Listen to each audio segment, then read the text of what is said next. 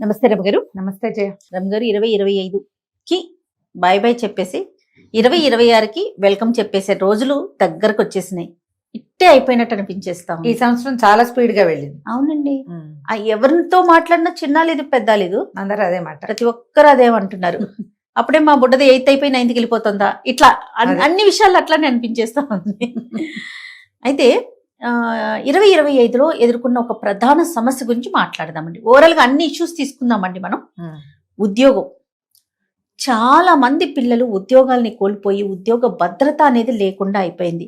పెద్ద పెద్ద కంపెనీల దగ్గర నుంచి చిన్న చితక కంపెనీల దాకా ఉద్యోగాలు, జాబులు పోవటం, లేదా తీసేయటం, లేదా కంపెనీనే లేకుండా పోవటం, ఇది మనం ఎక్కువగా చూసాం. అన్ని విషయాలతో పాటు ఎక్కువగా చూసింది ఇది. దీనికి రకరకాల కారణాలు. దీని నుంచి ఎలా ఎదుర్కోవాలి, వచ్చే సంవత్సరానికి 2026కి మన ప్లానింగ్ అనేది ఏ విధంగా ఉండాలి, యువత ఎలా ధైర్యంగా ముందుకు సాగాలి? ఎప్పుడు కూడా ఒక ద్వారం మూసుకుంటే తప్పకుండా ఇంకో ద్వారం తెరుచుకుంటుంది. మన జీవితం అంతా అట్లాగే నడుస్తుంది. ఓసారి కిందగా వెళ్ళిపోయామనిపిస్తుంది. ఈ కింద నేల మీద అట్టడుగు సాధారణ వర్గంగా కనపడిన వాళ్ళందరూ ఇవాళ టాప్ క్లాస్లో ఉన్న వాళ్ళు మన చుట్టుపక్కలే ఉంటారు. మనకి ప్రతి వాళ్ళకి ఏమనిపిస్తుంటే మనం ఏమిటో ఇలాగే ఉన్నాం, వీడు ఇది వరకు కింద ఉండేవాడు ఇవాళ పైన ఉన్నాడు, మనం మధ్యలోనే ఉన్నామనిపిస్తుంది. కాదు, మనం కూడా పెరిగాం, లేదా మనం కూడా తరిగుంటాం. తరుగో పెరుగో తప్పకుండా వస్తుంది. రోజులు గడిచే కొందికి రకరకాల మార్పులు వస్తాయి. జయ, ఇవాళ పోయింది రేపు రాదని అనుకోవాల్సిన పనే లేదు. రేపటికి ఈ ఖాళీధనానికి కావలసిన కొత్త అవకాశం గ్యారంటీగా పుడుతుంది. శతకోటి దరిద్రాలకి అనంతకోటి ఉపాయాలు. ఇది జరుగుతుంది. కాకపోతే మనకేంటంటే ఈ సంవత్సరం ఎక్కువ విన్నాను జయ, మనం ఈ కోవిడ్ తర్వాత, కోవిడ్లో ఈ పిల్లలందరూ ఎవరో ఏళ్ళకి వాళ్ళు వెళ్ళిపోయి వర్క్ ఫ్రమ్ హోములు మొదలు పెట్టారా, కొంతకాలం అది నడిచింది. తర్వాత వీళ్ళందరూ మళ్ళా బ్యాక్ టు ఆఫీసు, ఈ గందరగోళాలు నడిచాయి. ఈ 24లో కంటే కూడా మనం ఈ 25లోనే లే ఆఫ్లు ఎక్కువ చూసాం. అవును, ప్రతి కంపెనీలోనూ వందల కొద్ది పిల్లల్ని ఉద్యోగాల నుంచి తీసేస్తారు. ఇందులో పిల్ల కాదు, పెద్దవాళ్ళు, సీనియర్స్. ఒక సీనియర్ ఉంచుకునే బదులు 2 జూనియర్లను తీసుకోవచ్చు. ఇలాంటివి. తర్వాత అసలు వర్క్ని వాటిని తగ్గించేసుకోవటం, మినిమైజ్ చేయటం. దీంట్లో ప్రధానమైనది ఏఐ రావటం వల్ల కూడా కొంత తేడా వచ్చిందని, అది కూడా వింటున్నాం మన పేపర్లలో, అక్కడ చూస్తున్నాం. ప్రతి చోట ఏఐ ఫీల్ చేసేస్తుంది రమ్మగారు. అంటే అన్నిటికీ ఎక్కడ చేస్తారు కానీ కొన్నిటికి చేయబడుతుంది. ఈ కొన్నిటి వల్ల ఏమైంది, అక్కడున్న 25 మందికి, 50 మందికి, 100 మందికి వాళ్ళు అక్కర్లా. కాదు రమ్మగారు, 10 మంది చేసే పనిని ఏఐ ద్వారా ఒకరు చేసేస్తారు. ఈ 9 మంది ఖాళీ అయిపోయారు కదా.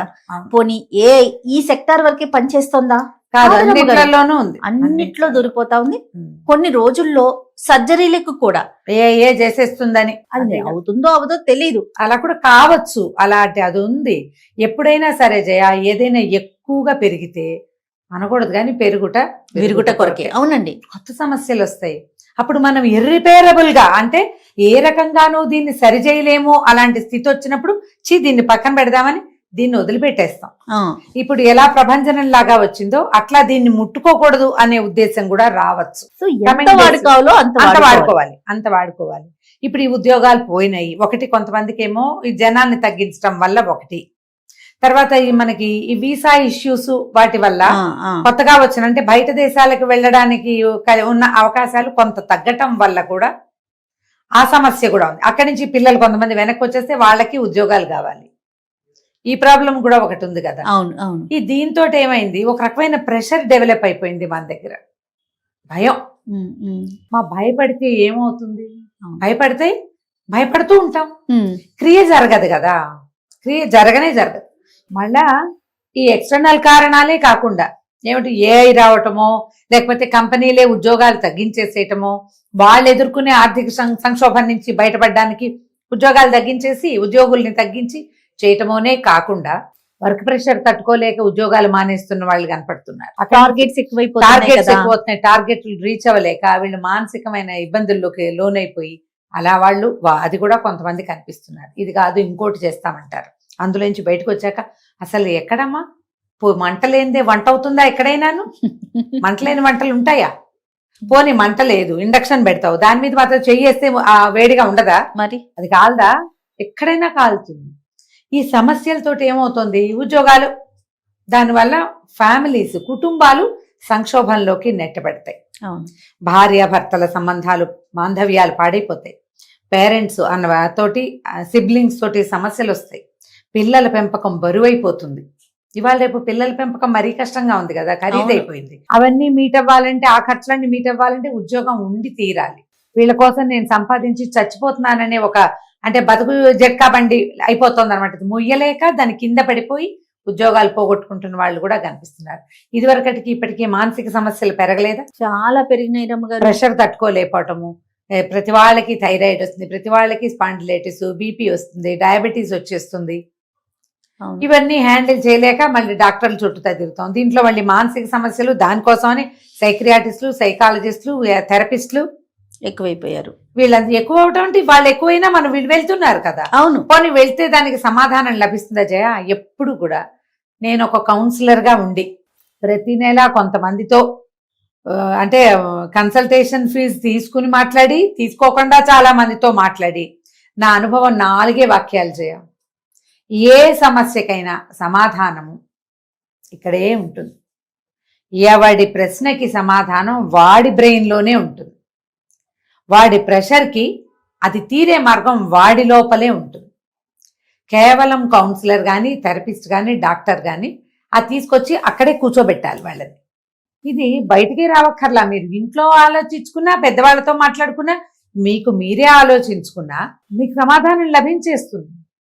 ఈ 100 మంది దగ్గరికి వెళ్ళినా ప్రయోజనం ఉండదు మీ లోపల మార్పు రాకపోతే. అంతే కదా. ఎంతమంది చెప్తే మాత్రం ఏమవుతుంది? అవునండి. లోపల నుంచి రావాలి ఆన్సర్స్. ఆలోచించుకుని స్థిమితపడాలి. పడకపోతే ఏముంది, ఇదే జరుగుతూ ఉంటుంది. ఇప్పుడు ఇన్ని రకాల సమస్యల్లో ఫ్యామిలీస్ సంక్షోభంలో పడిపోతాయి. ముందుకెళ్ళలేకపోతాను జీవితంలో. డబ్బుకు డబ్బు నలిగిపోతుంది, బాంధవ్యాలు నలిగిపోతాయి, ఫ్యామిలీ ప్రెషర్స్ పెరిగిపోతాయి. ఏం చేస్తారు? ఇంటిలిపాది థెరపిస్ట్ దగ్గరికి పోలేరుగా. పిల్లలు మన చేతిలో నుంచి విడిపడి వెళ్ళిపోతారు. అది కూడా చాలా కష్టం. అవునండి.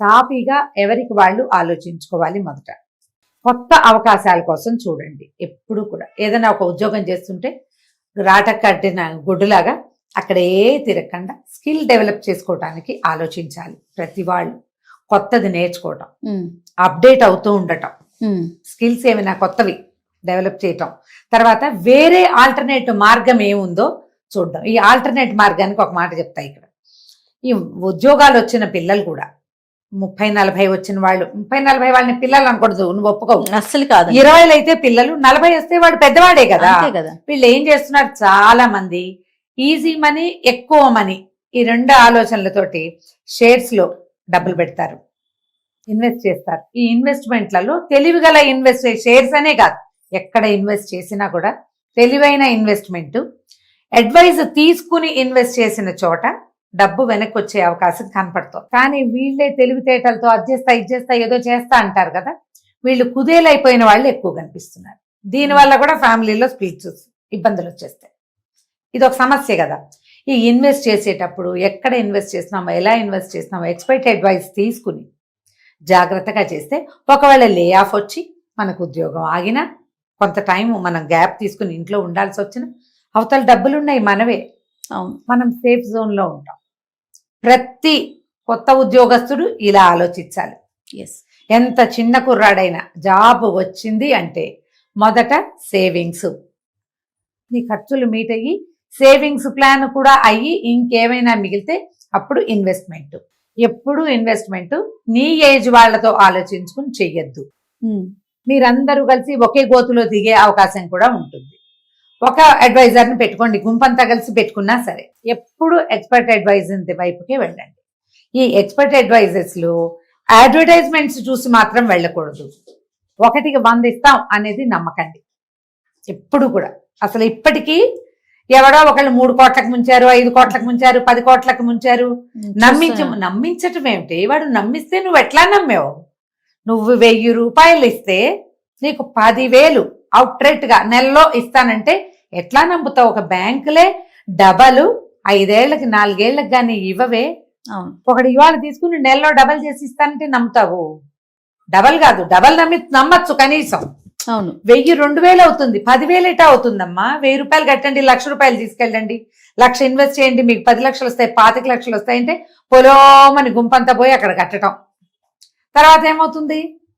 మూడు సాయంకాలాలు గడిచేసరికి 4వ రోజున బోర్డు తిప్పేస్తాడు. ఇందులో పెద్దవాళ్ళు చిన్నవాళ్ళు ప్రతి వాళ్ళు చేస్తారు.